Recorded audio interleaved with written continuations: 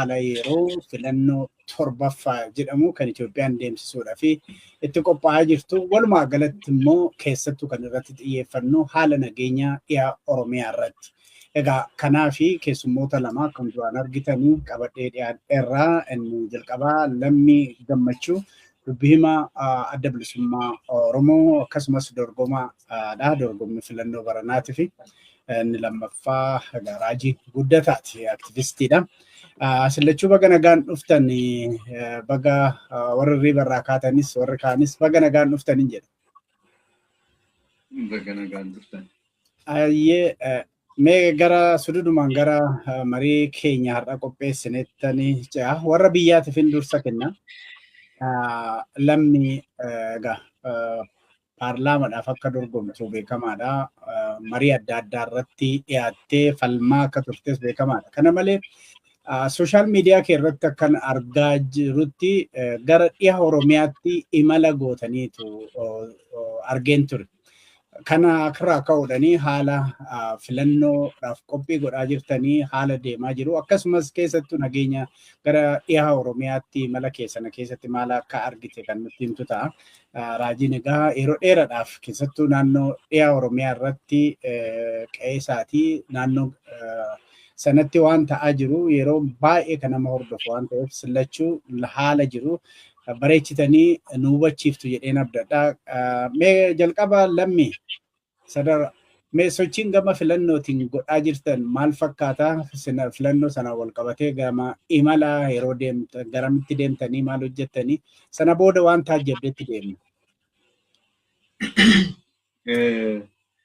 Ulfaadhu Dajanee Raajiin immoo baga bifa kanaanis wal agarre jechuun barbaada. Raajiin hangafaa fi namoota nuni fuuldura keenyatti ilaallee socho'aa turre keessaa nama tokkoof hangafaadha dhugaa dubbachuudhaa fi kabaja guddaan isaaf qaba. Keessumaatii dhaloota koof warra gita koorra jiranii fuulduratti namoota naannoo keenyatti ilaallee socho'aa turre keessaati nama gahee isaa bahateedha jedheen abdadhaa. Dhalooti koos akkattiin hubata. Filannoo jirraa wal qabatee sochiiwwan nu godhaa turre baay'eensaa kan namuu miidiyaadhaan argaa turedha. Filannoon addi bilisummaa Oromoo ammatti dhiyaate kun filannoo seena qabeessa. Turtii addi bilisummaa Oromoo chaartarii booda godhee danqaawwan chaartarii booda yoo dhiisne illee bal'aa ta'a seenaan isaa waan ta'eef sichuma 2018 asii irra dahaanee rakkoowwan sana hunda damdamatee bifa kanaan filannootti dhiyaachuun isaa namoota baay'ee biratti ajab jechisiisee kan jiru. Filannoon kanatti gaafa dhiyaannu akka dhaaba siyaasaatti qofa otoo hin taane akka baataa waadaatti jenneeti manifestoo keenya keessatti illee kan seensa isaa irratti keenya kaa'uu qofa otoo hin taane immoo dhugumatti hirbuu keenya haareffannee baataa waadaa dhugaa nagaadhaaf qabu taaneeti kan filannicha ammaatti seennu. Yeroo filannoo kanatti seennu kana keessatti garuu waan hundi akka nu barbaannetti hin turre. Rakkinoota hedduu keessa turre. Rakkinoota hedduu irra haanneeti.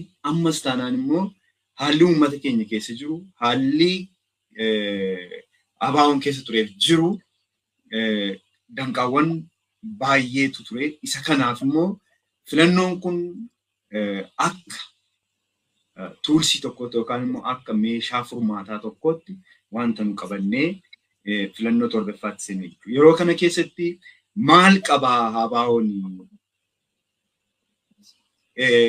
cal jedheetii malee sagantaa ifaan qabu yookaan immoo imaammata iyyuu maal qabaayyuu kan jedhu yeroo dheeraadhaaf dhakaan kan itti guuramaa ture. Imaammatoota qabu immoo gabbaasee uummatatti kan hin agarsiise tokko. Inni lammaffaa immoo yeroo itti addi bilisummaa Oromoo dhiibamee ololaan keessumaatiyyuu warri dargaggoota hin qabu Dhaabi kun dhaaba warra gurguddaadhaan guuteedha kan jedhu yeroo inni immoo humna qabu humna boor itti abdatan qabu kan inni baasee argisiise filannoo kanarrattidha jechuudha. Inni biraan immoo filannoon kun obsaa fi naamusa abaa'ummaa kan agarsiisedha. Yeroo itti duula filannaa magaala kana keessattis ta'ee magaala kanaan addatti ta'aa ture wanti miseensa adda bilisummaa Oromoo irraati qondaalota isaa irraa argame naamusa sirrii naamusa Oromummaa fi miseensummaa adda bilisummaa Oromoon qabu sun uwwisu sun kan itti agarsiifamedha. Gaafa kana keessatti deemamu garuu rakkinoonni guutuutti hin jiranii sireetti yookaan immoo mijatanii jechuudha. Wanti ture wantoonni rakkinooti xixiqqoo turaniiru. Rakkinooti xixiqqoo kana immoo obsaan furmaata sicha barbaannuuf waan manii barbaadamu sana akka inni ta'uuf irraa namaa kan dhufe bakkooti immoo haalli mijataadhaa fi haalli jiru hanjaa qabu keessatti deemamee duulana filadhaas haa ta'u yerootti bifa hawwataa ta'een magaalota adda addaa keessatti waan adda bilisummaa Oromoo qabatee jiru maammata isaa duula filadhaa bakkoota adda addaatti ta'aa ture kanadha jechuudha.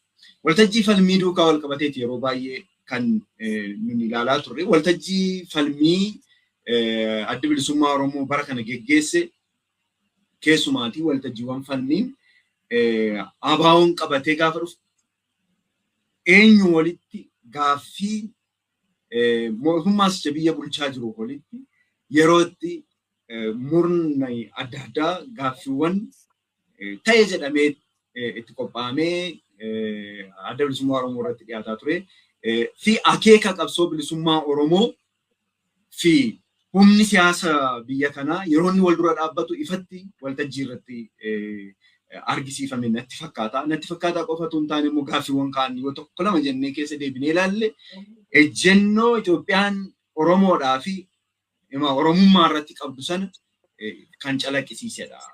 Waltajjiin kun gabbaasees immoo kan uummatatti agarsiise boorillee namooti qoratan hayyooti jajjaboon kanarraati waan baay'ee egeree Oromoof wanta Oromoof Oromummaa irratti xiyyeeffatee jiru kan agarsiisu waltajjiitti argamedha jechuun na dandeessisa jechuufini kan.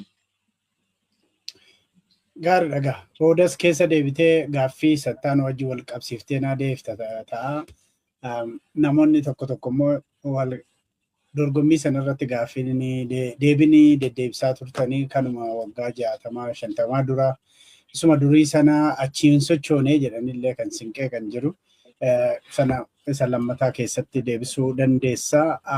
Mee gara haala nageenyatii fi rakkoo gara dhiya Oromiyaatti otoo hin darbin dura yeroon filannoo waan dhiyaataa filannoon 7ffaan jedhame kun dhiyaataa waan jiruuf Raajii gama keetiin mee hirmaa ammaatti wanti ilaalaa deemee jirtu akkamitti gama gamte gara dhumaa irratti fiisachi dhumaa waan jiruuf maaliif hirmaachuu maaliif barbaachise akkanumatti yookiin immoo warra kaanii fi waayila ta'uu fi warra jedhanii ammaatti illee warra jedhantu jiru. Atakka nama siyaasa xiinxaluu tokkotti sana deebii akkamiitti qabdaa yookiin yaada akkamii qabdaa haala ammaatti filannoo irratti jirus immoo akkamitti ilaalta sochii jiru. Galatoom Dajane atis guddoo galatoomii haala nageenya naannoo lixa Oromiyaa jiru kana nama muraasatu tattaafatee dubbata. Humna keenya walitti jibbaattee sochoota kanaa fi maqaa uummata miidhamaa jiru sanaan sillee nuummanni galateeffachuu barbaada. Obboleessi koo lammiin egaa waan baay'ee kaaseera.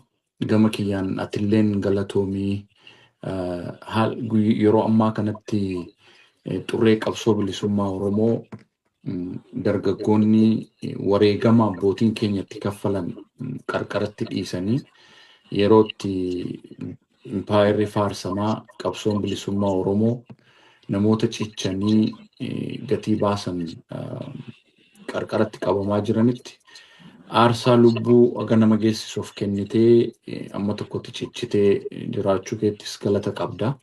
Namni tu lubbuun jiruuf otuu waa godhuu wal galateeffachuun beennuufidha. Kanaaf jabaadhu akka dhalootaatti jechuudha. Yeroo baay'ee abaa'oo maal buusee jedhanii kaasu baay'ee na dhibaan na quuqa.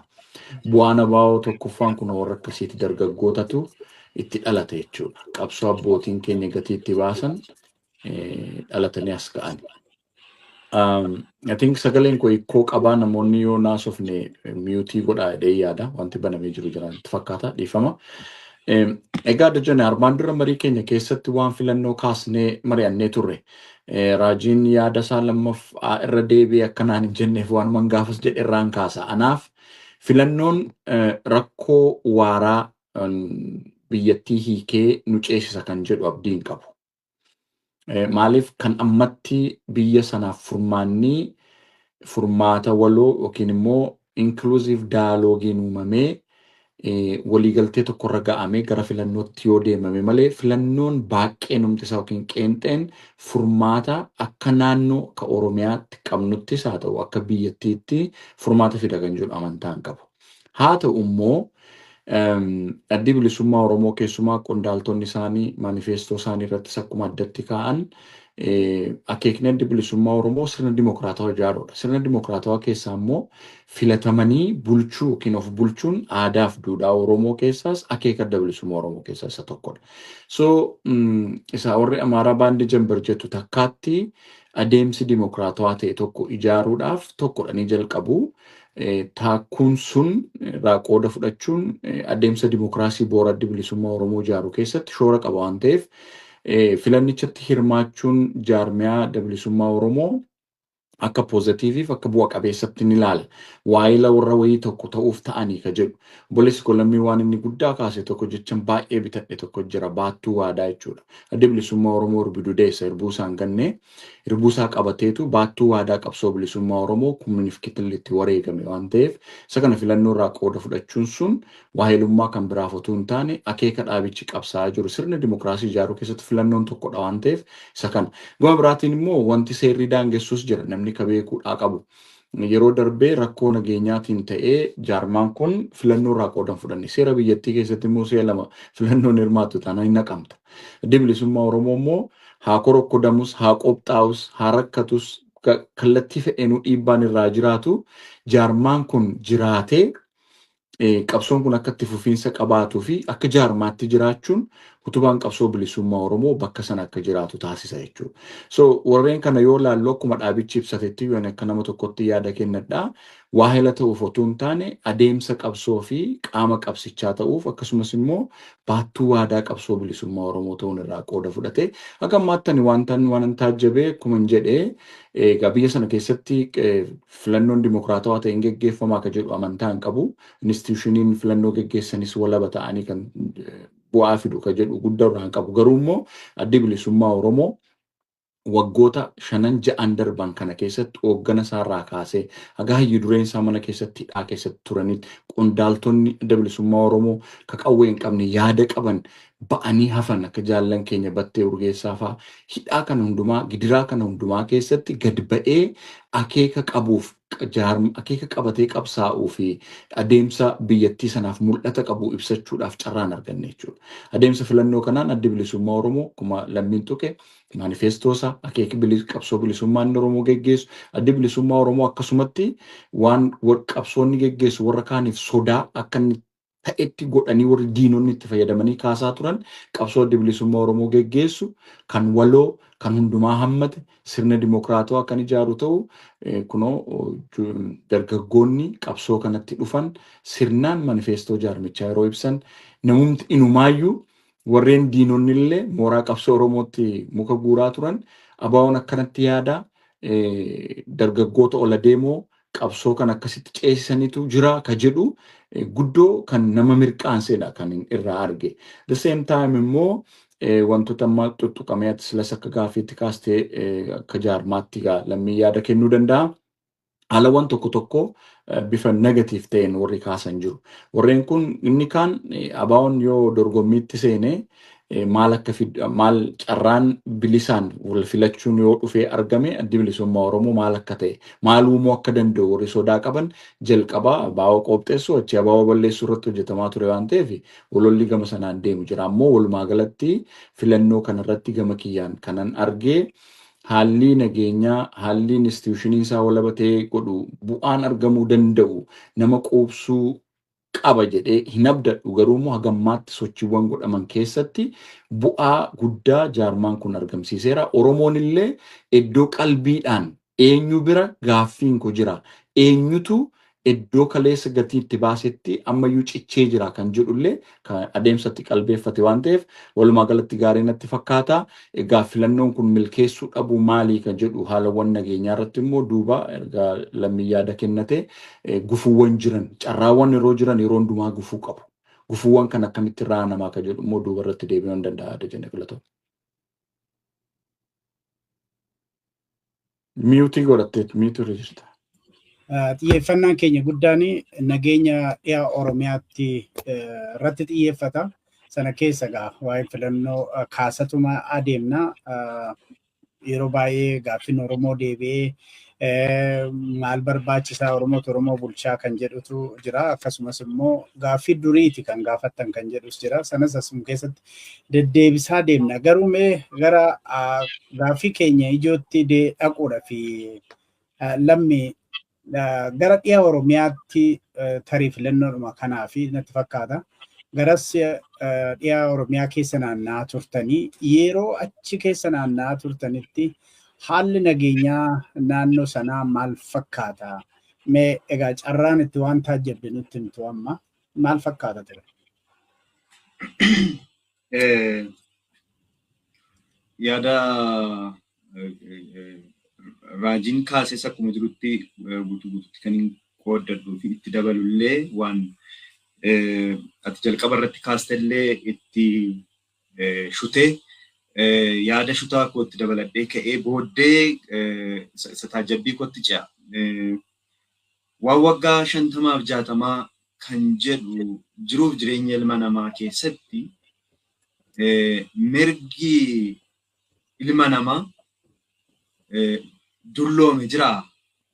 Mirgi dulloomu hin jiru biyya lafaa irratti. Qabsoon ni jijjiirama namni qabsoo baatu yookaan immoo baattuu waadaa qabsoo sanaan jijjiirama ta'a. Garuu mirgi dulloomee gaaffiin mirgaa dulloomu biyya lafaa irratti argee dhaga'ee hin beeku. Abaawoon kan inni itti jiru gaaffii mirgaati. Gaaffii abbaa biyyummaati. Gaaffiin mirgaaf gaaffiin abbaa biyyummaa kun immoo hagamuu bara lakkoofsisu waggaan 50-60 tariitii xiqqaa ta'uu danda'a. Isaa olis deemuu danda'a. Mirgi yoomuu dulloomee kan inni itti dulloomee duuf hin jiru. Buluu caala. Buluu daran bifa godhataa deema. Kanaafuu gaaffiin yookaan qabsoon adda bilisummaa Oromoo abaawoon godhu gaaffii yookaan immoo qabsoo mirgaati. Qabsoo abbaa biyyummaati. Qabsoo mirgaaf qabsoo abbaa biyyummaa immoo dulloomee ga'eera yeroon isaa jedhamee du'eera jedhamee kan irra darbamu miti. Silaatii hundumti keenya iyyuu mana keenyatti gallee jireenya keenya jiraanna ta'a. Kan jireenya isaa itti dhabes kan qaama qalbii isaa itti cabes hunduu kan inni hiriiree jiruuf mirga sanatti hin dulloomne gaaffii sanatti hin deebineefidha. Kanaafuu warra akkas jedhan maal barbaadaniiti gaabii ani suuwwise uffadhuuti taa'ee yookaan immoo waan Oromoon barbaadu jettu suni waanuma har'atti jirtuuf waanuma har'atti jiraatu arguufidha. Inni kaleessa kufe, inni kaleessa cabe, inni kaleessa waa hundatti dhabe jechuudha. Inni kun immoo tariitii qabsoo qofa utuu hin taane qabsaa'otaafis gatii dhabuu natti fakkaata. Kanaaf wanti waggaa 50-60 jedhamu daran inumaayyuu waan qabsoo bilisummaa Oromoo dargaggeessa har'allee dargaggeessa jabaa ga'aa fi manii isaafillee rarraga bilisummaadhaaf godhu dargaggummaa isaa agarsiisa. Darbeellee kan jiraatudha hanga gaafa bakka barbaachisu ga'utti. Egaan gara gaaffii kee maal taajjabde jedhutti gaafa deebinu akkuma sila jedhe filannoon waan dhumaa yookaan end of solution isa jedhan sana miti nuuf gaaffiin Oromoon qabu filannoo oolchi. Kanaaf inni immoo maali gaaffichi Oromoon qabu sun isa jalqaba gaafa tokko jedhee Oromoon gaafachuuf ka'e qabsaa'uuf ka'e gaafa ijaarama biyya kanarraa ka'e san nagaadha. Nagaatu jira. Nagaan kun gaafa laaltu akka adda addaatti ilaaluu dandeenya. Waan agarre kana waan hubanne kana akka adda addaatti irraati haasa'uu dandeenya. Fuula namaarraa kaase qalbiin namaa maal argaa? Qalbiin namaa maal dhabee? Gaafa jettu xiinsammuudhaan ilaaluu dandeessa. Lafarratti waan agarturraa waan hubatturraati arguu dandeessa. Namni qalbiin isaa cabaa waa hundi isaa caccabaa. Gaafa karaarra deemtu kana gaafa amma lixa Oromiyaa keessa gaafa naannoon kun haalli hanjaa filannoodhaaf jira kan jedhu ilaaluudha kan sochoonu. Akka tutaadhaan deemnes. Haalli hanjaa filannoodhaaf dhugumatti nagaanii comparatively garuu qalbii namaarraa waan itti ilaaltu yaaddoon waan inni keessa darbee waan inni keessa jiru boormoo yaadda'u irraa laalta. Gaafa kana laaltu lafarratti immoo maal agarta? Fakkeenyaaf addatti hangariin gamatti ilaaluu barbaada. Deemeera hanga beegiitti. Beegiis ilaali. Dambidoolloos ilaali. Akkatti uummatichi wanti inni keessa dabarseef wanti inni keessa jiru waan namatti muka. Gimbiis toora lixarra jiran godinoota lixarra jiran Jimmaan dabalatee deemnee ilaalla. Garuu bakka hammatti balbaltuu ta'ee fi yaaddoon fi qalbiin nama baay'ee irra jiru irratti xiyyeeffachuu barbaada. Sagantichis xiyyeeffannoon isaanii guddaa gara sana jedhee waan nama dhiyooti kaatee Naqqamte irraa baatee kiiloomeetirii 12 hanga 15 hanga 17 hin caalle booda waan itti agartu tokko hawaasumti kan inni jedhu deemsi Naqqamteetii hanga dhuftee toora hangar guutee hangariin ceetee kan itti deemuu dandeessu bifa tumsi qaamolee nageenyaa malee namni socho'uu hin danda'u. Gabaadhaaf wal keessa deemuuf daandiin sun ammoo ofumaayii daandichi qormaata. Karaan sirnaan jiru. Karaansaa raajinni beekaa tariitti dajaniinis beekuu dandeessa. Karaan kun maallaqi itti nyaatameera. Dura ni hojjetama jedhamee karuma dura Karakaantii jedhama dhaabbata Tuqur Abbaay jedhamu dur bara dargii keessa karaa hojjetame ture. Karaan sun ispaaltii bareedaa caala. Dur irra deemuufu hagam tokko rakkisaa ta'u garuu bareedaa. Inni hojiidhaaf jedhamee caccabeeti fiiganii keessa ba'uuf konkolaataan mataan isaa keessa ba'uudhaaf karichuu cicciteeti akka hin taanetti jira. Egaan gaafa hasiitii immoo hangariin ceetee deemtu hangariin tun ce'iinsi jalqaba kan inni simatu haalli nageenyachi. Tokko lafti isaa bajjaa'eera hin jiru wanti dhangaan irra faca'ee waggoota darban kana dhangaan gode sanaa ba'u boobeen, boqqolloon, saalixiin, looziin, akuleetariin warra jedhaman kun kaash kirooppiidha baay'een isaanii fi dhangaa nyaataaf oolan. Lafooti kun oomisha isaan dhiyeessanii fi uummata isaan sooran bal'aatu. Har'a garuu nageenyi sun dhibeeti manni namni naannoo sanaa keessa jiraatu. Manni akka banametti hafe. Mana banamee hafe irra keessaatii irri isaa keessi inni kaan caccabee inni kaan gubatee karri isaa akka hin tattaanetti guggubatee caccabee kanatu sisimata. Yaaddoon gaafa karaarra deemtu agartuun namni ija sodaadhaan deemu sanarra dabalatee inni kunuu fakkeenyaaf amma hambaa 10 yookaan maqaa lakkoofsa akkasiidha qaba. Naannoon sun mandara sirii jedhanii kaasee ukkee keenaa fi yookaan madda jaalalaa akkas jedhamanii hanga dhaqxee ol baatee dooroo borraa fi geendoo toora sanarra deemtu kan itti agartu qalbii nama cabaa fi karaa irratti Oromoo agartullee lafisaa namisaa manca'uu nageenyaa dhibuudhaan kana si agarsiisa. Manni gubatee kun namni keessaa ba'an akka dhuunfaatti raajirra xiqqoo ijoolleedha waan ta'eef nan beeka mana eenyu akka ta'e illee nan hubadha. Guttinis dhagaa jigis maqalammeessas toora sana mana namootaan beeka. Kana keessaati mana namootaan beeku mana baluu jedhee kaasuun barbaachisaa ta'uu dhiisuu danda'a. Garuu mana karaa bira jiru caccabee isaan immoo gara giddaatti ol baqatanii jiran argeen qalbiin na cabe. Maal ta'anii isa jedhu immoo haasa'uudhaaf OMN dabalatee miidiyaaleen adda addaa kan gabaasaa turanidha.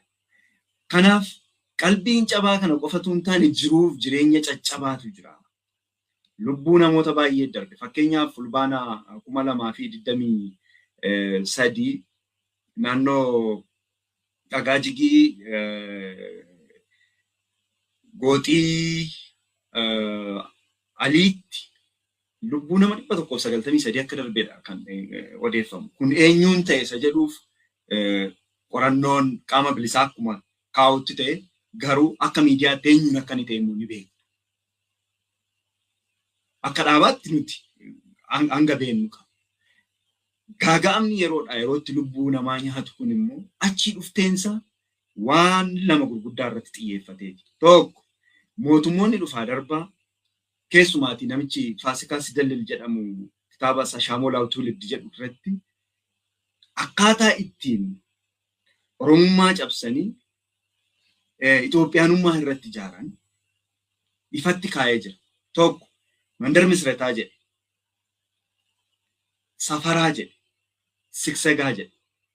Namni kun nama qorannoo nama ogeessa dinagdee nama qorannoo dargiidhaaf qoratee dhaaba bara sana jiru dhaaba dargiidhaaf nama dhiyeesse.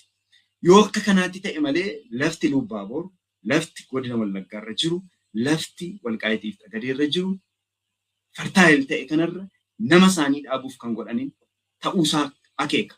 Isarratti immoo namooti bara yaadi keessa turan walirraati ergifataniiti nama isaanii akka barbaadanitti Oromoo kana lafasaa namasaa akka barbaadanitti irra dhaabanidha. Abalu jechuun ni danda'ama isaan kanas. Inni kun hundumti isaa walitti dabalamee har'a irratti immoo nageenya Oromoo fi Oromiyaa naannoo sana jiru eenyuufu qaama siyaasaa kamiifiyyuu tasgabbii kan laan Oromoof Oromummaa isaadhaaf qofa kan guyyaa guyyaadhaa fi uummata keenya harkaa nyaataa jirudha jechuudha. Akeekni isaa maali? Lafichi namichi achirra jiru laficha waan barbaadamuuf namichi hin barbaadamu. Qabeenyi isaa waan barbaadamuuf namichi akka inni achirra jiraatu hin barbaadamu. Saalixiin handoodee irraa yookaan immoo dhagaa jigii kana hangar guutee irraati. Abee dongoroo irraati. Tullu Gaanaa irraati. Achi ol bahee aliidhaa fi toora laliidhaa yookaan immoo fiixa baqoo irraati. Ba'u kun hundi diina uummata keenya turee tasgabbii jiruuf jireenya isaa dhorkeeti lubbuu isaallee harkaa nyaate jechuudha. Inni kun qabeenya isaadhaaf akka inni ajjeefamaa ture wantoota turan wanta taajabdu keessaa tokkodha jechuudha. Inni kun ammas itti fufeeti namni achi ba'e namni dhalatee achi ba'e kan inni fudhatee ba'e qalama kana of jiraachisuuf qalama kana hordofee ba'e. Kan achitti dhalate kun anachitti barate kun iddan dhurisaa kan achitti awwaalame Oromiyaa isa kamiyyuu keessatti an Oromoo jedhee jiraata. Garuu hiyya dubbachuudhaafis hiyyuudhaafis yoo iyyallee iyyisaa akka hin dhagahamnee fi wantoota baay'ee irratti ta'e wantoota baay'ee nama gaddisiisu sirni dhufaa darbaa itti wal jijjiireeti waan qaburraati qotatee ciratee raajiin gargaaruu danda'a. Boqqolloo achirraa argamu agam nyaata namni sun uummati sun xaafii diimaa fi adii agam nyaata. Gaafan akkas jedhu jiruuf jireenya kaleessa darbee fi kanarraa wal bira qabuuf malee addatti wanni jechuun boqqolloon kan nyaatamu akaayii isaadhaa fi affeelli isaa. Xaafiin illee eenyutu akkamitti akka nyaatamu wanni. Har'a garuu sana hunda dhabeera. Maaliif immoo qotatee deebi'ee irraan galfatu. Waanan dhaga'e waanan akka carraa namoota jaarsolii dubbiseera karaarraa carraa xixiqqoo baay'ee daqiiqaa muraasa keessatti. Wanti jiru qotatanii bara akkasii qotatee kan hin galfatin asheetii isaatti nageenyaaf jedhamee yerootti asheetiin isaa irraatii akka hin taane ta'e jira. Deebi'ee immoo irraa baqatee utuu naammatii waan qotate. Waan gootiraa keessa jiru immoo abidditti gadhiifame. Dhangaan gubachuun safuudha safuu Oromoo keessatti. Dhangaa isaa jalaa gubata. Gumbii isaa gootiraa isaa jalaa gubataa ture. Inni kun qalbii namaa cabsa. Kan ammoo qalbii cabuu qofatu hin taane fuulli isaa sitti namachi. Fuulli isaa kan inni sitti rakkinoota turan kun hundumti isaa sirna tokko sicha hangoo siyaasaa harkaa qabatee jirus yookaan isa mormuuf qofatu hin taane akka waliigalaatti kan achitti dhabaa jiru ofiif uummata keessaa baanee dhabaa jirra. Kanadha kan inni taajjabuu danda'e jechuudha. Hedduu nama gaddisiisa. Raajii asii. Amma imiitii jirta dejan. Nagaamam. Nagaam. Raajii nan dhageessu natti fakkaata. Lammii na dhageessa miti? Nan dhagaa'ee. Nagaam. Ani hin dhaga'u. Ati immoo hin dhagaam. Ati seegna bayitii deebi'i jedhin. Seegna bayi deebi'i yoo dhagaamaa itti ta'e.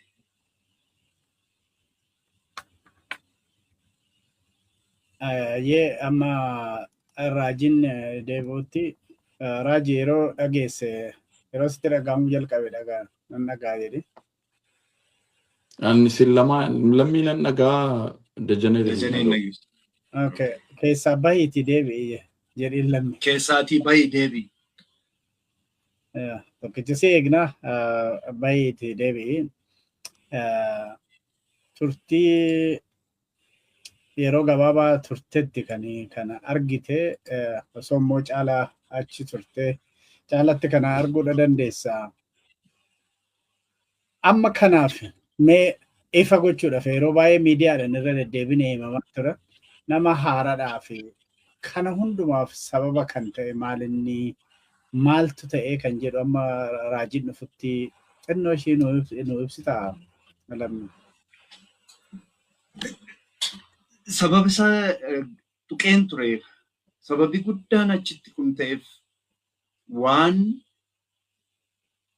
akeeka karoora ijaarsa biyya kanaa duukaa wal qabata.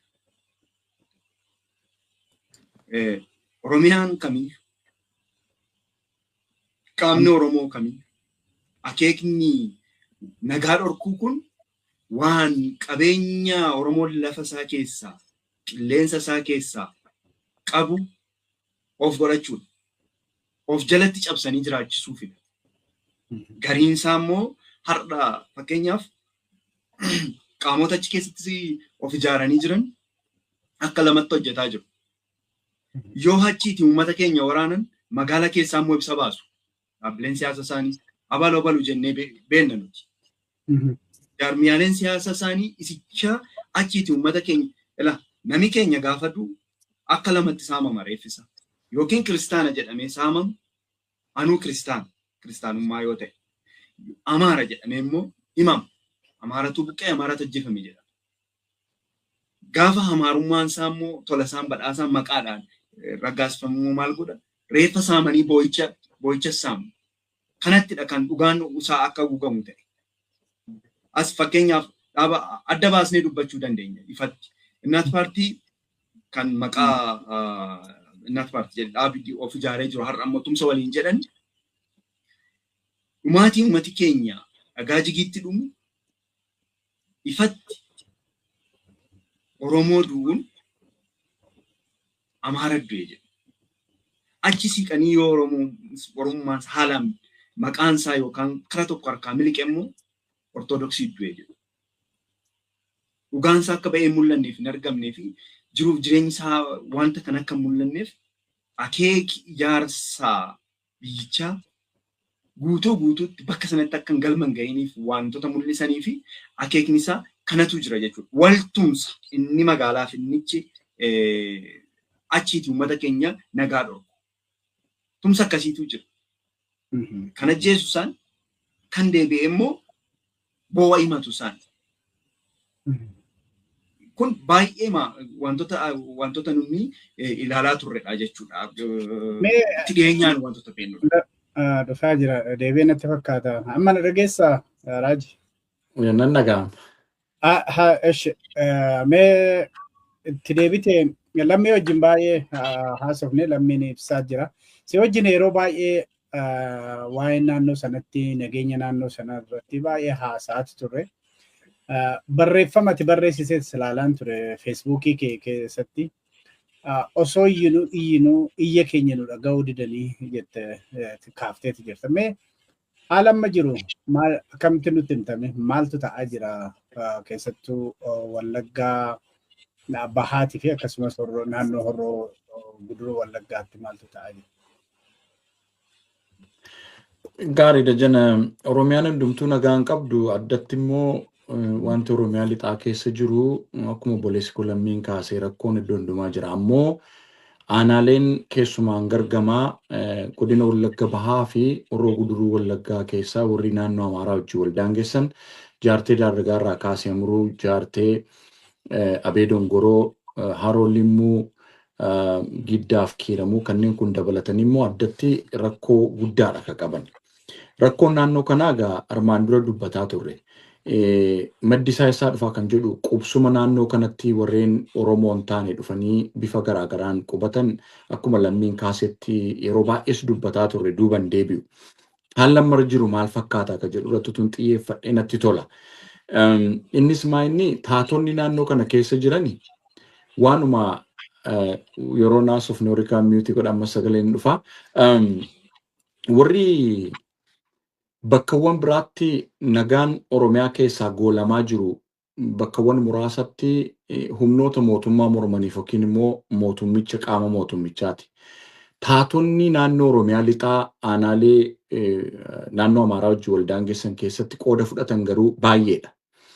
Warri kun amma akkuma obboleessi koo kaase Naqqamteerraa gaafa kaatu gara godina Horroo Guduroo Wallaggaaf Wallagga Bahaatti yoo deemtu gara daangaatti yeroo adeemtu humnoonni finxaaleeyyii aga duraan birgeedii 4 ka turan har'a birgeedii 7 ta'aniiru aga sanatti of ijaaranii ifatti leenjii bakka leenjii fudhatan kan qaban xuruuraa yookiin immoo tarsiimoo supply chain isaanii naannoo Amaaraarraa giddugaleessa biyyaarraa biyya ollaarraa kanaan dura dubbadheen ture si wajjin gaafa mari'adhu haga Sudaan irraan goree Eertiraatti ce'utti cheenii gurguddaa kan qaban finxaaleeyyiin hidhatanii jiran jiru.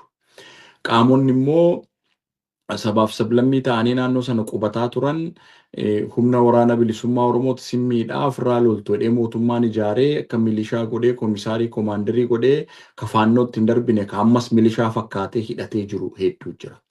Qotee bulaan naannoo sana jiru kan Oromoo hin taane gaafa barbaadu boqqolloo isaa shalaqqaqaa gaafa kaan qawwee isaa keessa suuqqatee kan si lolu humnoonni kun humna hedduu. Itti aansiitii naannoo finxaaleeyyii qofaa miti. As Naqqamteerraa kiiloomeetirii 24 irra kan jiru yoo darbite Beeniin kan jedhan warri Gumuz dhufanii amma mandara 10 jedhamu sanaatti lafa Oromoo keenaaf lafa jedhamutti ansaaniiti jechuudha. Yaasorraan kutanii dhufanii Limmuu Galiilaarraan. Humnoonni kunis fedhii daangaa Oromoorraa lafa faayidaa sana risoorsii sana qabu jechuudha. Humnoonni kunis humnoota hidhatanii yoo barbaadan karaa guddichatti ba'anii makiinaa butanii nama saamanii nama ajjeesanii jechuudha humnoonni kunis. Gama biraatiin immoo caasaan mootummaa mataan isaa warreen raayyaa ittisa biyyaa ta'anii sabaan Amaara ta'anii warra finxaaleeyyii wajjin hojjetan ofii isaanii haga daldala qonnaa naannoo sanarraa qooda fudhatan hooggantoota raayyaa ittisa biyyaa meeqantanii meeqa akka uummanni si heeruu jira jechuudha. Gama biraatiin dhiyeenya kana ka arguu jirru immoo biltsiginnaa kuffiisnaa jedhanii humnoonni qabsoo hidhannoo geggeessan haga TPLF irraa kaasiiti daangaa qaxxaamuruutiin warreen Eertiraan deeggaraman dhiyeenya kana koolli keessa ba'anii dhufanii aanaa Kiiramuu bakka lammiin itti dhalate Somboo waan achitti hin baradhe barumsa kutaa tokko amma afuritti abbaa kiyyatti mana barumsaa sana yeroo inni jalqaba banamu achitti barsiisu turan. Naannoo sana amma akka jirutti gara gandoota 21 ol isaanitti dhuunfatee jira jechuudha. Warreen kun akka heeruuf odeessa qabnutti warroota akka cimdootti ijaaraman inumaayyuu afaan Amaaraaf afaan Oromoo kan hin dubbanne naannoo sanatti opereeshiniin lamatu geggeeffame amma akka jeneraalichi wareegame qofaadha kan haasa'amaa jiru malee naannoo Siree Dooroo fi Somboo keessatti lolli torban guutuu geggeeffame milishoota hedduutu itti wareegame raayyaan ittisa biyyaayyuu hedduutu wareegame jechuudha. Lolli naannoo sanatti geggeeffamaa jira. Humni kun immoo dhiyeenya anaaf ati gaafa afaan Amaaraan mari'annu intelligensii warri soqan dhufanii naannoo sanarra hojjechaa jiru. Humni naannoo sanatti bobba'uuf deema jedhee dubbadheen ture. Warra mootummaa waan morminuu fi manaa bahaasa uunuu jedhanii dhiisanii amma riyaaliitiinsaa haga mataa waraanaa galaafachuutti ga'eera jechuudha. Opereeshiniin hojjetame sun yoo tokko lamaan odeessicha kaasne lafa amma sila lammiin kaase dichoo sanaan wal qabatee Osaamaa Bin Laadin faa warreen opereeshinii gurguddaa Ameerikaa irratti geggeessanii yoo akka sanaatti hin geggeessanii opereeshinii sana yoo cabsitee ilaaltaa haalan itti raawwatame jechuudha. Humni kun naannoo sanatti ammamuu dabalataan socho'aa jira. Gama biraatiin humnoonni qabsoo hidhannootiin geggeessanis humnoonni waraana bilisummaa Oromoo caasaan ijaaramanii jiran humnoonni Oromiyaa lixaa keessa socho'an jiru. Kana paarlaamaatti muummichi ministeeraa ba'ee lola kaabaarra lola wallaggatti goonetu irra hamaa fi cimaadha jedhe. Lolli naannoo sanatti geggeeffamus jechuudha. Gama biraatiin immoo gariin faannootti hidhatee gariin immoo maqaa waraana bilisummaa Oromootiin warreen caasaatti nammatamne akkasumatti qawwee butee immoo safara keessa kan caasaa mootummaatti hidhatee nama saamus hedduu jira jechuudha. Caasaamti mootummaa kun mataan isaayyuu immoo bakka lama sadiitti of qoodeetu inni kaan finxaaleeyyii wajjin faayidaan wal hidhatee inni kaan immoo dantaa dhuunfaasaa godhatee yoo tasgabbiin naannoo sanatti jiraate wanti hojjetamaa jiru accountability fida waan ta'eef kanarraa fagaachuuf godha. Kun hundumtuu taatonni kun hundumtuu eenyurratti uummatichaaf lafa dachee sanarratti jechuudha kan inni deemaa jiru jechuudha. Uummanni kun egaa maaliin miidhameeni? Mana isaa gubate, qabeenya isaa saamame, lubbuutu bade. Qorqalbiitu bade. Uummanni Wallaggaa lafa isaa miti, qabeenya isaa miti, harma goggogaa baatee dhufee qubatee harma isaa hoosiseetu guddise jechuudha. Oromoodhaafis warra Oromoo hin taaneefis jechuudha. Uummati keenya Oromiyaa bahaa Baaleerraa gaafa beelaan dhufu naannoo sana ka qubate jechuudha. Kan hundumaa namni uummati namaa godhu har'a Wallaggaa yedammidir, Wallaggaa sooballitta jedhameetu naareetiifiif seenessa bara baraan qorqalbii cabsu jechuudha. Har'a giddu galeessa biyyaa dhufee uummati keenya hin qaanfata anachiin dhufe jechuudha. Har'a biyya alaa keessa jiraannee qe'ee keessan dhaxxanii akkasiin godhamtanii jedhamnee yeroo itti arrabsamnu irra geenye jechuudha. Seenessi hamaa uummata sana irratti hojjetame. Dhaloota tokkotu dhume. Dhaloonni sun laal yoo namni si jalaa dhukkubsate fiddee yaalsisuu hin dandeessu. Daandiin hin jiru, karaan cufaadha. Transportiin kan inni jiraatu warri maatirikii qoramani makkalaakaatu ajjabee fida. Amma opereeshinii nuti dheengaddaa yoo uummanni tuu makkalaakaa wajjin ajjabamee deemuuti kan Ayisuuzuun rukkutame makinaan uummataa jechuudha. Uummanni yoo isaan si ajjabaniin alatti deemuu hin dandeessu, tarkaanfachuu hin dandeessu. Miileena qabaadhu deessuu meeqatu karaatti du'aa jira. Qorichi hin dhiyaatuuf maalti hin dhiyaatuuf barnoonni hin jiru. Mooraan barnootaa manneen barnootaa kaampii waraanaa ta'aniiti kan isaan jiran. Dhaloota tokko dhabaa jirra isa haasaa xixiqqaa miti jechuudha. Kun immoo Port of Entry ta'etu naannoon sun rakkoo wal darbaa dhufee darbaan mootonni dhufanii darban naannoo sana necropoliticsiitu uummata sana irratti geggeeffame jechuudha. Uummata sana diddaasaa mootummaaf bitamuu dhabuusaa ajjeesanii fi jilbeeffachisanii bulchuu waan barbaadaniif godhan. Mootummaan amma aangoorra jiru sanumatti godhe jechuudha. Taree warra biyya keessa jiran dubbachuu dhiisuu danda'u. Mootummaan sun addatti uummata sana hacuucee dirqee bulchee akka inni isaaniif jilbeeffatu gochuudhaaf seenessi irratti hojjetame, saamichatti irratti geggeeffame, dhaloonni naannoo sanaa har'a naannoo sanaati qabeenyi ba'u kan amma kaash kirooppiitti dabalamee risoorsiin biyyattii giddugaleessa biyyaatti fe'amu sun hundumtuu har'a uummati keenya waan nyaatu dhabe jechuudha. Uummati keenya waan nyaatu dhabee rakkate jechuudha. Har'a uummati Oromoon illee bakka sana qubatee jiru namni hoolaaf re'ee ribbii walii kenna. Har'a dhalasaa guddisuu dadhabee isa qabutti kennee dhalasaa deemaa jira. Haati dhalashee ammam gamee feennaan dhalashee nama bira keessee deemti. Uummati keenya kana ta'aa jira jechuudha. Baddaan jettu gammoojjiin jettu jechuudha. Uummanni kun rakkoo kana keessa jira. Rakkoon kun immoo har'allee furmaata argataa hin jiru. Waan nama dhibu furmaata argachuu mitiiti sympathize ta'ee uummanni gaddee fi godhaafii hin jiru jechuudha. Haala kana keessa jira uummati naannoo sana. Uummanni naannoo sana haala kana keessa jiraatee tomma gaka filannoon ka'u jechuudha. Ammoo uummati sun egaa ni beeka sirriitti ni hubata. Maaliif rakkoon naannoo sanaa jiru akkuma jenne imaammata xaliilaa tarsiimoo sirnaawaa uummata kan giddu galeeffate deemuu dadhabuu isaati rakkoon jechuudha. Kanaafi kan amma filannootti warreen naannoo sana hubatan warreen akka obboleessa Kulammiin warri naannoo sana hubatan warri haalli rakkoon naannoo sana hubatu yoo sagalee uummata kanaa ta'anii tarsiimoof ifti ta'e tokko uummata aantummaa uummataa qabu yoon goone mootummaan kun uummata sana yaadachuutti hin jiru jechuudha. Adeemsa kana keessatti wanti hin haalamne tokko tattaaffiiwwan yeroo garaagaraatti keessumaa humnoota milishaa ta'anii uummaticha keessaa ba'an poolisii Oromiyaa aarsaa kaffalaa turan disrigaardi godhuun barbaadu. Yeroo baay'ee yeroon kaasu isaanii maaf hin waamne jedhu. Har'a reejimentii sadaffaa fi arfaffaan humni addaa naannoo Oromiyaa aarsaanni naannoo sanatti kaffalaa jiru. Naannoo Abee Dongorootti relatively haalli tasgabbii tokko uumame naannoo sanatti socho'aa jiru waan ta'eef.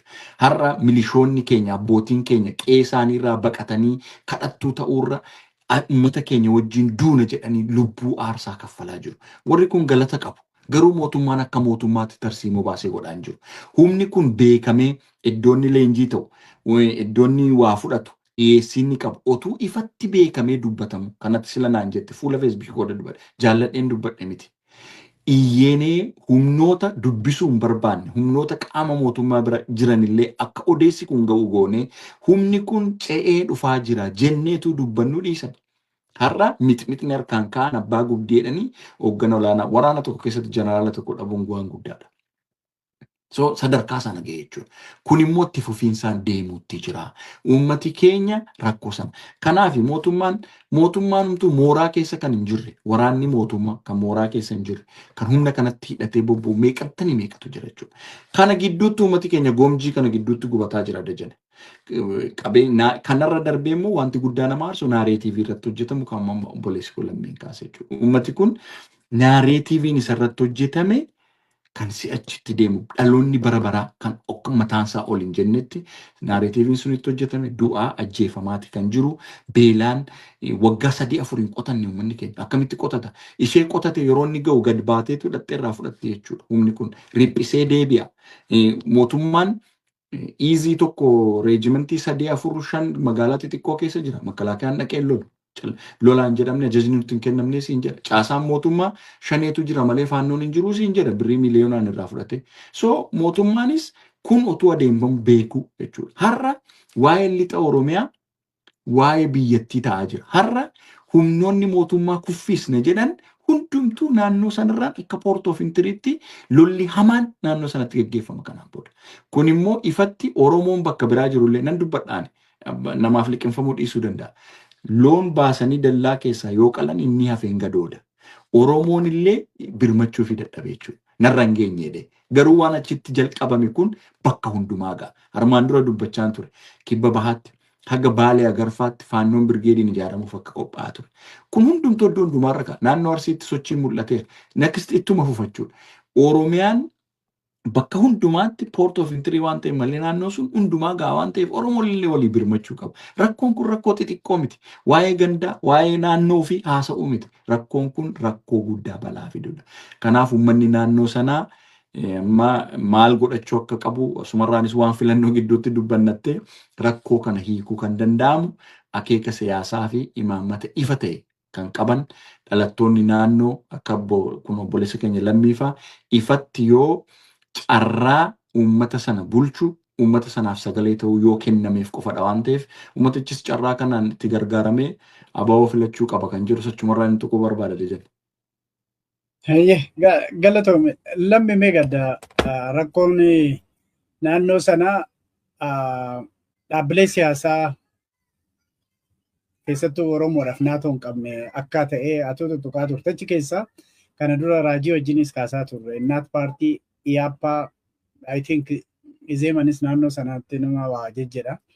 Kan akka abin kana tu jira naannoo sanarratti operate gama tokkoon sinum faana akka mootummaa keessattis dhageettis hin caalayyuu qabu isaanii mootummaa keessas miilla tokkoon keewwatu miilla biraatiin immoo naannoo sana jeequu kan jedhutu jira. Isaan qophiin isaan godhani maal fakkaata sin wajjin dorgomuudha naannoo sanatti yeroo ilaaltu Oromiyaa keessatti baay'inaan isaantu qophaa'ee jira kan jedhu tokkotu jira. Maybe biltsiginnaatti yaani. Kunis maal agarsiisa gabaabsitu nutti. Sagaleen kenna qaba. Galatoomi Daju mirga qaba dhaabii kamiyyuu golee biyyattii keessa deemee sagantaa siyaasa isaa akeeka isaa ibsachuu. Garuu fakkeenyaaf ani naannoo filannoo ayyaanaa jedhutti kan inni dorgomu. Ayyaanaan kan inni of jalatti qabatu akka aanaa caaseffama bulchiinsaatti aanaa Kiiramuu Gid magaalaan Garbuutee yookaan immoo daangaansa gamanaan hangarii hanga dhaqee agamsaatti deema.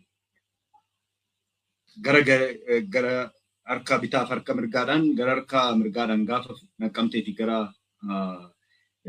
kaaba lixaatti deemtu Horroo Guduruudhaa fi gamaan immoo aanaa yookaan immoo Giddaa Kiiramuu durii keessa irra jireessisaa ayyaanaan of jalatti qabata. Waan nama ajaa'ibu qaamoti kaleessa tumsa ta'anii gaafa ummatichi du'u gaafa ummatichi buqqa'u gabbahanii hojjetanii agarsiisanii hin beekne yeroo isaan achitti kaadhimamaa dhiyeeffatan argina. Dhugaa dubbachuuf dhiyeeffachuun isaanii cubbuu miti. Garuu eessa turanii isa jedhu qaamoti hundumtuu xiinxala bareedaa irraa baasuu danda'u. Ammoo gariinumti warrumti immoo mootummaan dhiyeeffate gariin isaanii qaamota kana keessatti qooda maatiin isaanii warra fudhataa jiru. Fakkeenyaaf caffee Oromiyaadhaa fi namoota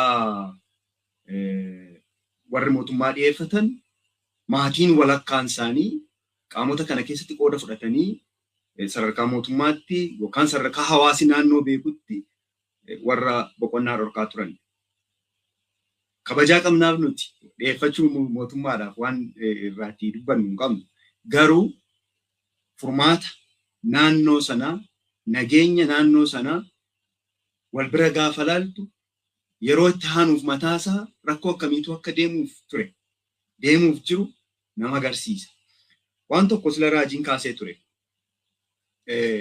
Bara 2017 nageenyi jalqaba boora'uun naannoo sanaa addatti naannolee Oromiyaa hunda keessatti nageenyi boora'aa ture addatti naannoo Soogee irraa ka'amee hanga dhufee hambaa 10tti kan ture hambaa tokko harqumbee tokko harqumbee 4 2 akkuma kana hambaa 7 6 8 abbaa gusuu baddeessaa gammadaaf caakkaa dhiigaa dabalatee hanga dhufee gamanatti warabboodhaaf hangar guutee ga'utti bakkooti kun baay'ee qaamota lamatu itti wal jijjiiraa ture. Gaafa sana humna addaa Oromiyaa dadhabee yookaan immoo gatiin kaffalee saatii sanarratti warroota qaama biyya kanaa hoogganaa turanii jiru sadarkaa hoogganaa guddaatti. Achii ka'ee itti wal jijjiiree humnoota wal jijjiiran kun lafooti kun darbaa dabarsaan rakkinoota hedduu keessummeessaadha kan isaan ture. Gaafa kan humni achirratti gaafa sana kana raawwataa ture naannoo Benishaangul Gumuz irraa dhufe. Boqonnaan arganne gara isa kanaatti ce'e. Dhaabbileen siyaasaa har'a achitti dorgomaa jiran kun guyyaa tokko dogoggoranii Oromiyaa diigna jedhu malee Oromoon baay'achuu isaati isaan yaaddessee warra siyaasatti seene fakkeenyaaf Izeemaati kaadhimamaa qaba. Guyyaa tokko dhaabii Izeemaa jedhamu kun dogoggoree dhumaatii uummata sanaa, buqqaatii uummata sanaaf ibsa tokko baasee hin beeku. Filannoof garuu achitti dhiyaataniiru. Tumsa kan jedhamu jira. Tumsi kun irra jireessisaa akkuma isiniin jedhe Oromiyaa keessatti atu kaaste daataan kun daataa paabilikii jirudha kan itti kaastesi mootummaa taanee lakkoofsa guddaa kan dhiyeeffate isaanii. Har'a achitti dorgomaa jiru. Garuu guyyaa tokko dogoggoranii nageenya uummatichaa dubbachuurra iyya uummatichaa saamuuti hojii isaanii, qabsoo isaanii. Kana keessatti qaamota hedduutu gatii baaseera. Galata qabnaaf baay'ee. Akkuma habaa'uun humna yeroo kamiyyuu uummata ittisuudhaaf bobba'ee uummataaf aantummaa uummataa agarsiise kamiif humna isa kamuu haa ta'u galata qabaaf habaa'u. Keessumaa immoo namooti achitti uummatu namatti himuu jira kan gatii guddaa akka kaffalan. Isaan kanaafis galataaf kabaja qaba habaa'u. Waan qeesanaa garuu ilaa akkuma gaafa cinaaksaniiti jijjigaarraa Oromoon buqqifame sana wannoo isaati lakkoofsaa fi akkaataan itti deemaa jirutti adda fakkaachuu danda'a malee isa sanaan ol guddaa. Ani waan achitti dhaladhee min an Oromoof Oromiyaa guutuuf nan iyya. Gaafa achi qofatti ammatti nutti mul'ate malee Shawaan Kaabaa har'ayyuu bifa wal fakkaatuun itti deemamee wantootni agarsiifamee wantootni Oromoon achitti dhabe Gundoo Masqaliitii toora hanga lumeetti wantoota ta'aa turan adda bilisummaa Oromoo irra deddeebi'ee ibsa baasaa ture. Ibsoota isaa kana keessatti guyyaa tokko callisee hin beeku. Garuu waa tokkoon sinitti. Adda bilisummaa Oromoo waan raajiin sila jedhe kan ani waa waraanaa kana akkas lakkoofsa akkasii humna akkasii jedhee dubbachuun xiqqoo anaa fi saayinsii isaas ga'umsa ittiin qabu garuu waan tokko adda bilisummaa Oromoo deddeebisee kan baasaa ture. Humnooti yeroo wal waraansi kaabaa ture gara sanatti dhufanii hanga Fincaa'aadhaa fi hanga Abee Dongoroo keessatti mootummaan ollaa yookaan waraanni biyya ollaa dhufee loleeraa uummata kana miidheeraa jedhamee ibsa baaseera ABO. Keessumattuu humnoota Eertiraarraatii jechuudha. Yeroo sanatti lakkii ABO'n waan uumamuumatummaa himachuu barbaaduu fi kan jedhaa ture jira. Har'a garuu humni kun bal'atee guddatee rakkina hunda keenyaa ta'ee jira. Rakkina hawaasa hunda rakkoo Oromoo hundaa ta'aa jira kan inni jiru. Kanaaf haalli humnooti kun achi keessatti of ijaaranii jaarmiyaaleen siyaasaa kun achi keessa socho'uun isaanii jaarmiyaa sadiidhaan maqaa siif kaase. Jaarmiyaaleen kun dhuguma nagaa uummatichaa yookaan fedhii uummaticha mirga hiree isaa murteeffachuudhaaf qabu sanaaf deemanii yoo jennee yoo wal gaafanne gaafa uummatichi maal hojjetaa ba'anii isa jedhu akka nu deebinee gilgaaluu nu taasisa. Gaafa sana kan isaan godhaa turan akkan sila jedhe yookiin amantiitti hirkisanii yookiin immoo amaaratu du'eedhaan iyya uummatichaa akka inni hin dhaga'amneef as qofa miti biyya keessatti qofatu hin taane addunyaa irrattu kan isaan godhaa turaniif kan isaan godhaa jiran nama agarsiisa. Ammas akeekni uummaticha cabsanii jireenya isaa saamanii iyya isaa saamuun kun kan naannoo sanaa qofatu hin taane guutuu Oromiyaa keessatti waanta jirutu achitti addatti ammatti guddatee mul'ate. Har'a yoo kaanee Abee Dongoroo Botoroo Booraa fi Daabbisii toora sana yoo kaatee fudhatte gaafa inni jalqaba Abee Dongorootti dhumaatiin jalqabu Amaaraa du'e. Har'a garuu Oromoon buqqee toora sanaatii jireenyi isaa buqqa'u jechuun sicha qaamaan achi buqqa'u qofa miti. Jiruuf jireenyi itti gaaga'amee goolamuu mataan isaa waan guddaadha. Isa kana qaamoti kun ibsaan ni tumsu. Aantummaa uummataa agarsiisa. Agarsiisaas hin turre. Agarsiisuufis miti ammas taana. Iyya isaa saamuu qofatu hin taane dhugaa isaa saamuu fi warra toora sana irratti socho'aa jiran. Kanaaf akeekni isaanii akkuma akeeka jalqabaarraa hundee isaaniirraa ka'an waltumsanii iyya isaa saamanii dhugaa isaa sarbanii itti deemuudhaaf wantoota ta'anii dorgomuu isaanii hin mormine garuu ni dorgomu taanaan sagalee argachuu qofatu hin taane dhugaa ummatichaallee warra dubbatan tun taane dhugaa ummatichaa warra gara dabarsanidha kan jiran jechuufidha jechuudha. Gaariidha.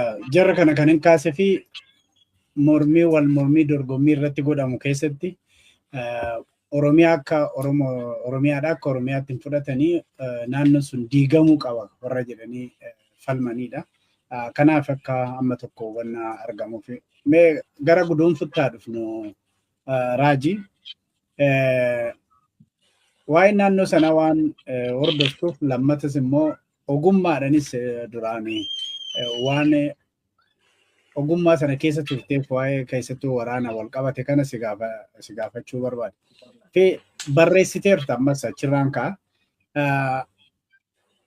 Amma kan argaa jirru meeshaa akka informationii achi qabnutti meeshaa gurguddaadha kan isaan hidhatanii jiranii.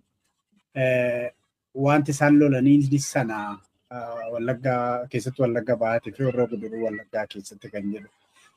Humna akkamii humni kun akkamitti meeshaa gurguddaa kana yeroo hidhachuun isaa maal agarsiisaa kan jedhu. Achumaani kan humni addaa Oromiyaa kan achi jiru baay'ee xiqqoodha kan jettu tokko waan barreessite natti fakkaata. Waraanni garuu achiin jira. Waraanni hojjaa omaan hojjetu. Siruma waraanni achiin yaa bahu kan jedhu namoonni tokko yeroo dubbatan dhagaa. Maaliif naannoo sanatti waraanni achi jiru suni ijjennoo akkasii waan fudhateef wanti iccitiin beekamu jira laata kana jedhu laaluudhaafi. Lammata yeroo baay'ee kana dura yeroo ati cimdoo gareen jedhamu tokko karaa Benishaanguliitiinis haa ta'u yoon dogoggoruu baadhee karaa sanaanis dhiyaanis haa ta'u karaa Abbaay mormorcee as ce'ee dhufeera yeroo ati jettu akka mortuu wayiitti kan dubbataati turan. Amma agarsiiftuun maal inni jarri kun naannoo kana jiraachuuf kan jedhuu fi amma waa tokko kakkaaftee jirta garuu mee gadi jabeesse agarsiiftuun maal inni humni kun garanatti ce'u humni kun garatti ce'uun balaan inni qabus maali kan jedhu gabaabsinuu goolan. Namichatu surree ergifatee irraan taa'iin jedheedhani gaaffii afur na gaafatee gabaabseedha. Tarii lammiitti dubbachuuf itti rakkisuu danda'a ta'a. Hirmaachuuf mirga qabu. Qe'ee abbaa kiyyaa irratti garuu lafa abbaa kiyyaa kuteen bakka bu'umsa siyaasaa fudhadha jedhee aanaa 21 irratti namni gaaffii gaafatee Mikirkir koomishiniitti dhiyeeffate garuu qe'ee keenya irratti mirga qaba jedheen kaasuun. Political correctness eeggatanii dubbatu egaa qondaala dhaabaa waan ta'eef sirra ilaalu ammoo uummati akka hubatu kanan barbaadu gaafa faannoon si ajjeestu Ihaappaa fi Zeemaan immoo ibsa baasu turan. Wal dubbisanii hojjetu. Waan haaraan hin jiru. Kaleessa Sannaa Ilkkee fi Hayilee Fidaa fannifaman jedhee Ihaappaa magaalaa keessatti sirbaa turetu har'a immoo Lammiin faas, Jawaar faas, Daawud faas, Mararaan faas, Marroon faas haa fannifaman jedha jechuudha. Kanaaf kana uummati sirriitti dubbachuu danda'u qabu, hubachuu danda'u qaba uummati kun. Kanaafi kasi keessaa dhalatee kasiif falmu jaarmaa keeka kee qabu utuu si bira jiru dhaxxee Zeemaa fi Aabiniin filtee biyya kee gurgurattoo ta'e it's up to you.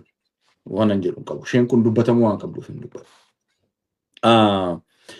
Kanati kaaste meeshaa gurguddaa irraa kaan armaan dura dubbadheera. Maddi meeshaa kanaa waa sadi. Tokko biyya alaa keessaa humni wal guuree ijaaramee jiru xiyyeeffannoo guddaa isaan kennanii fi investi godhanii meeshaa bitan yoo jiraate Wallagga irratti. Seenessi hojjetamu yoo jiraate Wallagga irratti. So meeshaan biyya alaatii bitamaafi. Sarvalaansii dirooniin kan isaan itti fayyadaman yuutuubaroonni warroonni seenessa garaagaraa hojjetan koyyee faccee keessa buraayyuu kana keessa taa'anii guuramanii dhufan jechuudha. Toora qabatanii Naqqamte irraa Guttiin walharkaa fuudhaniitu achitti telegiraamii chaanaaliin kumaatamaan baname jechuudha. Humni kun meeshaa kan provide godhu humna biyya alaa jiru diiyaaspooraa keessaa tokko. Lammaffaa waraanni kaabaa gaafa geggeeffamu armaan dura 4-5 dubbadheera. Waraanni kaabaa gaafa geggeeffamu ketat zamachaa humni dhaqe hundumtuu meeshaa semeen iizii cabee fuudhame hundumaa fidatee dhufe. Tokko. Warri kun Girnoofa የቡድን መሳሪያ jedhamu jechuudha. Inni gama biraatiin humni raayyaa ittisa biyyaa keessaati. Sabaan Amaara ta'e hundumtuu baay'eensaa wal ijaaree seelii godhatee koorii 401 koor ምዕራብ ኢዝ keessaa ba'ee maayikalaawii iizii warra qophaa'e kan hundumaa keessaa kaan qofaa miti. Horroo Guduruu Wallaggaatti jalqaba poolisiin federaalaa 2021 bobba'e namni tokko ka saba Amaaraa ta'e deebi'ee Finfinneetti hin galle. Meeshaa kan akka jirtu snaayiparii fudhatee dhaqeetti dabalate. Inni gara biraan immoo waraana bilisummaa Oromoo loltu jedhaniitu caasaa magaazina mootummaa keessaa የቡድን መሳሪያ mootummaatu baasee hidhachiise. Isa fudhatanii galan. Kana hundumaa tarreessitee naa qabdee kun kan kanaan dura jiru jechuudha.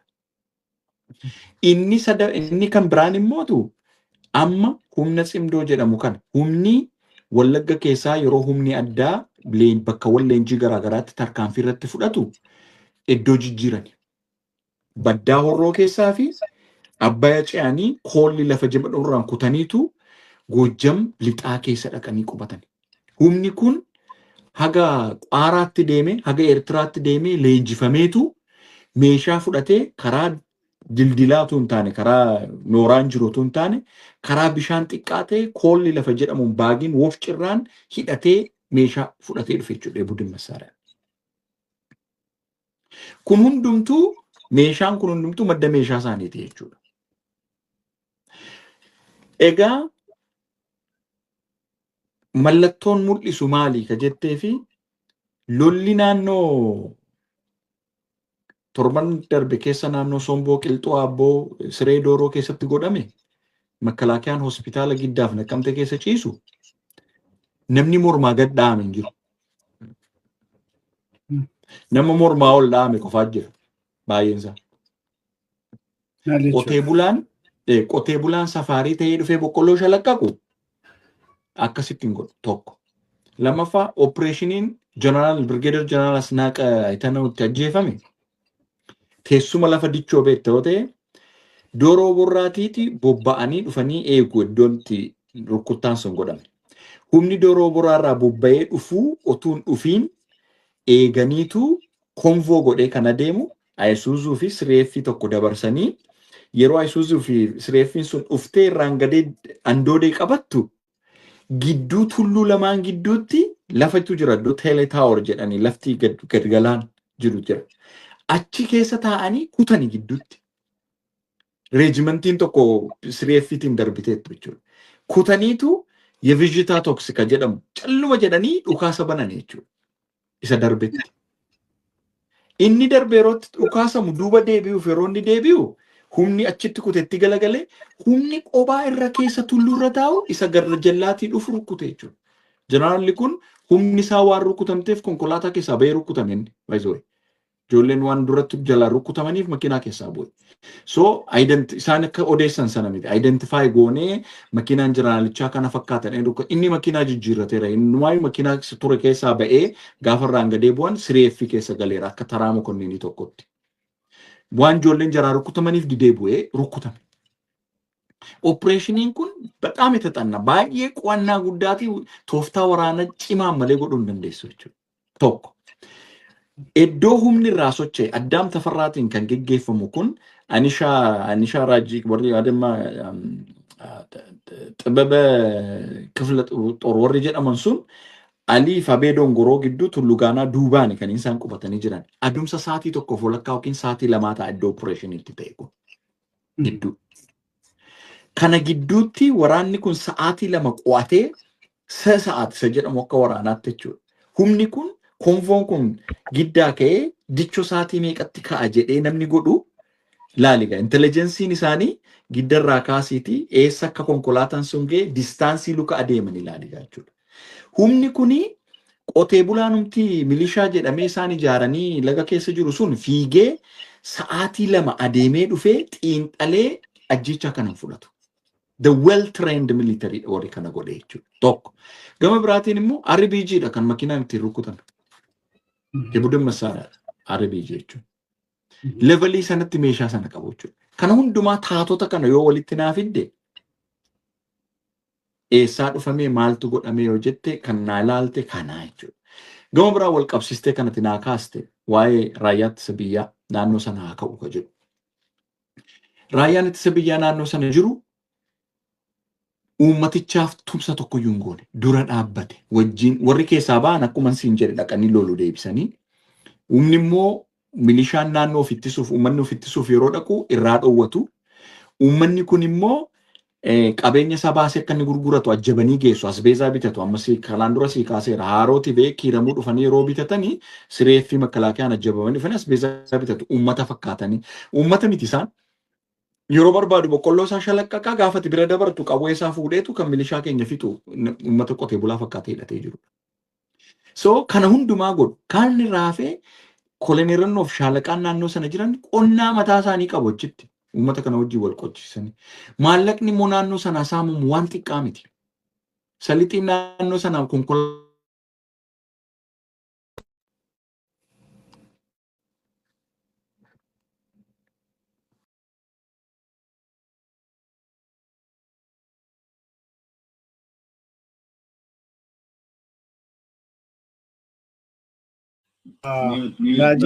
Raajin baay'eetu jira. I think sababa neetwoorkiiti. Detailii informationii otoo nutti himaa jiruuti yoo deebi'ee hin fixa.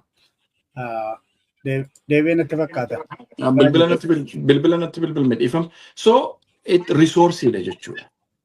Kanaaf akkuma obboleessi kun lammiin kaasee warri kaan warri giddugaleessa siyaasaa barbaadanii tambeen taa'eetu mootaaf qaraanii eddee barbaade achi azazoo warra taa'ee inni tokkos waa'ee 4 kiiloo haasa'a. Resourceedha kan barbaadamu Oromiyaa keessa. Nama isaa qabeenya isaa kan barbaadamu qabeenya isaa argachuuf nama isaa fixuu qabda. Kanaaf naannoo sanarratti wanti godhamaa jiru kana. Kabiraan mul'isu kan mallattoo agarsiisu namoonni heeruu kennan humnoonni kanaan dura turan hin beekna. Humnoonni mootummaa keessaa dhufanitti dabalamanis humnoonni milishaa ta'anii qawwee fudhatanii badanii faannootti dabalamanis gariin warruma sitti dhalatee guddatedha. Afaan Oromoo beekuu, namoota garaagaraa beekuu, warri humni amma lola geggeessaa jiru keessumaa aanaa kiiramu keessatti lola geggeeffame dhiyeenya kana warri geggeessaa jiran qaamota naannoo hin beekamne inumaa afaan Oromoof afaan Amaaraa kan hin dubbannedha akka jedhu kaasu jechuudha. Kun qabatamaatti uummanni kan lafarraa kaasu.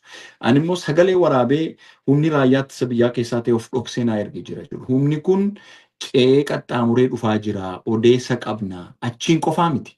Karaa lamaanii kan ce'amaa jiru. Sulula Fincaa'aaf Gindabarat gidduutiin gara amma sila lammiin kaasetti kaaba Salaaleetti humni ce'aa jiru jira gamaan. Akkuma dura wayyaaniin gaafa galtu karaa lamaanuun filiqliqiin garraaf gajjallaan akkasitti dhuftetti jechuudha. Kanaaf humna xiqqaa miti wanti godhamaa jiru naannoo sanatti kanadha. Kan jedhudha. I think waan ati na gaafatte gabaabse waan jetteef gabaabsee kanuma hin jedhu. Akka gaariitti deebiftee marii kana akkasii itti fufna. Egaa yoo diteelii itti deemne silaa humni cimdoo jedhamu kuni yookiin abroonnatti warra jedhamu kuni jalqaba mootummaa kana fonqolchinee achi booda deebinee walii gallee rakkoo biyya sanaa hiikna warri jedhanis jiru. Garuu kun maal agarsiiftuu maaliiti kan jedhugaa yeroo biraatti deebinee rakkoon qabanne inni waanuma gabaabduudha. I think lammii waan kanarraa yaada kennachuu waan of qusatuuf hin saame. Anaaf kanaan duras dubbadheera. Qabsoon Oromoo erbudideessa. Qabsoon Oromoo hirkattummaan barbaadu. Qabsoon Oromoo ka'umsaaf galma qaba. Ifatti xaliilaadha. Oromoon maal barbaada? Maal argatee maaltu saafaa ka jedhu. Humni Oromoo warra kaabaatti hirkatee qabsaa'u Oromoodhaaf bu'aan fidu. namoonni baay'een jechuu danda'u. Maaliif diina waloo akka sirnaatti yoo badhaadhinni jiraate ajandaa waloo uummachuun hin danda'amu jechuudha. Isuma nama kaasu jechuudha. Wallagga irratti dhufee aanaa 21 nama gaaffii gaafatu wajjiniin gaaffii Oromoo deebisattee michoomta yoo ta'e gowwummaa siyaasaati. Kanaan duras dubbadheera ammas irra deebi'een dubbadha. Qabsuun Oromoo bidideessa hirkattummaan barbaadu Oromoon walii isaan waliin qabsaa'eetu galma barbaadu nagaa waaraa Oromiyaa keessatti fiduu qaba malee isaan booda maal goonaa ka jedhu sun isaan booda sinni cimee ma dhufee sirkaa fudhata. Wanta ati gootu hin jiru. Oromoon cimeetu isatti dhufus falmatee isarra jirus waliin falmachuu qabaa ka jedhudha. Kanaaf ani personally cimdoo waan jedhamu hin deeggaru. Cimdoon Oromoofis hin fayyadu. Saboota biraafis hin fayyadu baay'isoo. Saboota biraafis hin fayyadu. Rakkoo biyyattii sana keessaa kan hiikuu danda'u warruma biyya sana keessa jiru uummatuma biyya sanaaf qabsaa'u malee biyya alaatti biyya ollaatti hirkattummaatiin bu'aan dhufu hin jiru. Gabaabsee kanuman jedha waa'ee cimdoo dejan. Galatoom Raajii egaa lammii dhumarratti keessattuu waa'ee filannoos haa ta'u waa'ee nageenyas haa ta'u na hafee wanti jettee jiraate dirqama miti. Waan itti dabaltoo jiraate kanumaan goolabna. Bareedaadha. Waan tokko Raajiin gaccabsee waan inni dubbate nan qooddadhaan. Adda bilisummaa Oromoo waan daangaa Oromoof waan uummata Oromoo waan Oromiyaa irratti eenyu duukaayyuu negotiating godhu. Political correctness-idhaaf jennee yookaan maaliif jennee inni kun asicha adargomuutu hin taane ni yaadata Raajiin tariitii yeroo sana warra okkora bittinneessaa keessa jiraachuu danda'a. Bara akka Habashaatti 1997 humni har'a bal'atee akka kanaatti of ibsee nagaa dhorku kuni man barumsaan garguutee gaafannee eebbifamu hogganoota mootummaa yeroo sana afaan Oromoo dubbatanii afaan Amaaraan dubbatiin hafan jedhaniiti kan isaan namni baay'een dhalattooti goodaa sanaa toora sanarra turan hanga gammoojjii biyyoota hollaatti deemanii leenji'an. Inni kun bal'atee jira. Ammas abaawoon waan tokko manifestoo isaa ammaa keessatti waan daangaa Oromiyaa irratti stress godhee dubbata. Dhimmi daangaa Oromiyaa wajjirraan wal qabatee abaawoon yeroo kamiyyuu eenyu waliinuu Oromoof Oromiyaadhaa irratti waan wal ta'u. Oromoon afaa ittisu jedhee adda bilisummaa Oromoo yeroo lama kan inni ibsa baase akkasii yaaddattan fi miidiyaan keessanis akka yaadatan. Jalqaba duraa gaafa humnooti kaabaatii gara Oromiyaatti dhufan waraana sijaa kaabaa irratti ni yaadatte yoo ta'e qabxiin kun qabxii dagatamuu qabu miti qabxii fi ibsa seena qabeessa. Inni lammaffaan humnooti kun gaafa isaan wal tumsanii dhufan daangaa Oromiyaa isa kamiifuu miti bahaan deemuu danda'u deemaniirus ta'uu danda'a. Har'atti ta'uu fakkaachuu dhiisuu danda'a. Kibba bahaanis karaa adda addaan deemaniiru. Isa kana hordofee dhaabii gamaggamasaa gad dhaabee ammas ibseera. Oromoo wal ta'ee daangaa isaa tikfachuu qaba jedhee. Daangaan Oromoo fi Oromiyaan adda bilisummaa Oromoo biratti akkuma waliigalaatti waan irratti negotiate. Inni marii biyyoolessaa keessatti kaa'ame jedhu qofatu hin taane maqaa nutti jijjiiramee jira. Humnoota achi keessa socho'an maqaa maaliin akka socho'an Raajiin yeroo adda addaa deebisee kaasa. Kaleessas maqaa nu jijjiiran. Kanaaf qabsoofne kanarratti qabsoofne wal taane maqaa kiristinnaa nama isaaf lafa isaatti ba'ee falmatee adda bilisummaa Oromoo uummata Oromoodhaan irratti dammaqseeti kanaan ga'e. Ammas filannoo kanarratti gaafa dhiyaannu nuti. Dhimmi filannoo kana rakkinoota ittiin agarsiisuuf qaama kamiifuu rakkinoota kana ilaa rakkinni deemaa jiru kan rakkina kana keessatti furmaatoti ta'uu qaban kan jedhee agarsiisuu malee taasa dhimma nagaa Oromoo fi dhimma daangaa Oromiyaa irratti uummata Oromoo waliin ta'ee ABO'n yeroo kamiyyuu taanaan kan inni ajandaan siyaasaas ka'umsaaf galmisaas kana waan ta'eef duubatti waan jedhu hin qabu. Gaafa anuun haasone irratti waan lixa Oromiyaa irratti akka jedhu baacoo tokko jira Galiilaaf gidda gidduu konkolaataan Galiilaa bulee giddasi galuu jira dubbiin anarra ga'ee sirrasii ga'uu jira jedhu waliin wayitti baatu. Dubbiin achitti ka'e kun hunda keenya abiddachi toora sanarratti qabatee jiru kun golee hunda waliin ga'u. Akkuma gaafa Jijjigaadhaatii uummati keenya buqqa'e Sumaaleedhaatii buqqa'e gaafa abdiilee san wal duukaa dhaabbachuun wal dhaggeeffachuun wal jala yaa'uun daangaa keenya ittifachuun sagalee waliif ta'uun kanarratti inni tokko isa tokko nan ilaallatu qaama jedhu ni jira yaadu. Wal ta'uuf wal duukaa yaa'uuf wal gargaaruuf wal tumsuun sagalee waliif ta'uun dirqama Oromummaa fi abbaa biyyummaa keenya ba'achuu akka ta'etti amana. Dhimma filannoo duukaa wal qabatee toorri sun innichi mootummaadhaaf dhiyaates haa ta'u innichi unus haa ta'u garuu shiraan isa tokko qaama fiinxaleessa kana keessatti of ijaaree kan jiruu fi asiin immoo mootummaa keessatti illee badhaadhina illee bakka bu'ee warri of dhiyeessan caffeedhaaf dhiyeessan har'as rakkinoota kana itti fufsiisuu akka ta'etti amana. Ana jedhe kaadhimamaachiidha waan ta'eef hin jedhe. Gaafatamummaa sanaa fudhachuu hin danda'a. Abalu tola ishee fi badhaasaa jedhee kaa'uu waan hin danda'u. Garuu uummati naannoo sanaa ba'aa namoota kanaa akka maatiittu kan dadhabe. Kun immoo har'a ABO filachuudhaan daangaasaa qeesa nageenya isaa tifkachuu danda'uudhaa qaban ergaa koo uummata achi jiruuf. Inni biraan Oromoon yeroo kamiyyuu caalaa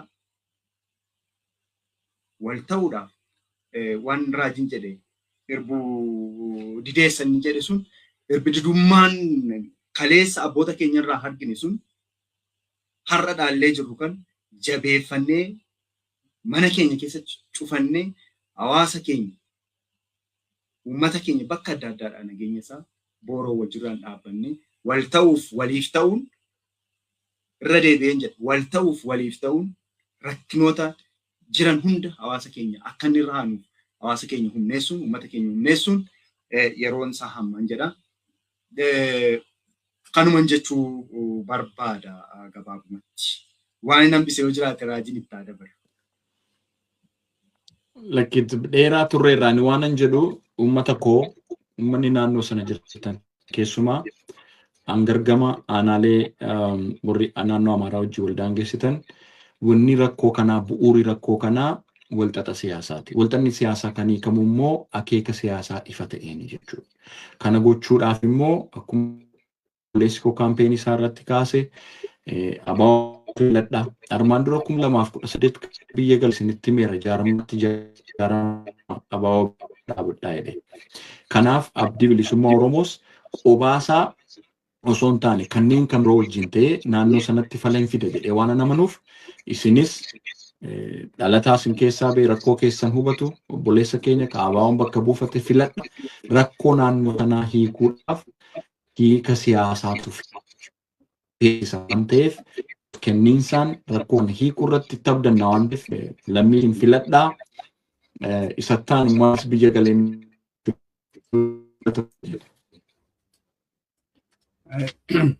Ayyee galatoom raajii gara. Isattaan onis gaafatti dhuftu walumaan deemneeti duula filannaa keenyas uummata keenyas rakkoo amma jiru keessaati beenyaa isaa kaffallaa fi uummata keenya deebi'ee akka inni beenyaa dhalarsaadhaan deebi'ee argatu ni goona.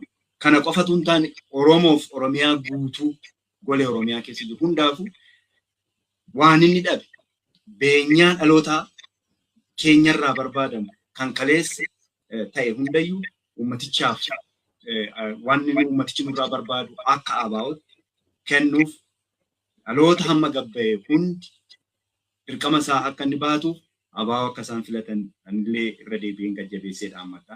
Galatooma. Galatooma silachuu gara dhumaarratti raajii xinnoo sagaleensaa jalaa ciccitee nuuf kalchaa jenna sababa intarneetiiti yookiin neetwoorkiiti. Silachuu dhuftanii waan yaada bal'aa nuu kennitaniif hedduu galatooma. Yeroo amma laayivii jirru kanatti biyya halkanii lammiin irribarraa ka'e qabsoodha. Dhufuu keetiif dhugaadhumatti hedduu galatoomii. Raajiinis iddoo hojii isaati jira. Stuudiyoo isaa keessa jiru kanaaf neetwoorkiin rakkisaa jira. Otoo harka tokkoon hojjetu harka tokkoon immoo uummata isaatiif dubbataa jira. Sillachuu hedduu galatooma. Egaa qophii biraatiin walitti deebinaa hedduu naa galatoomaan siniin jedha.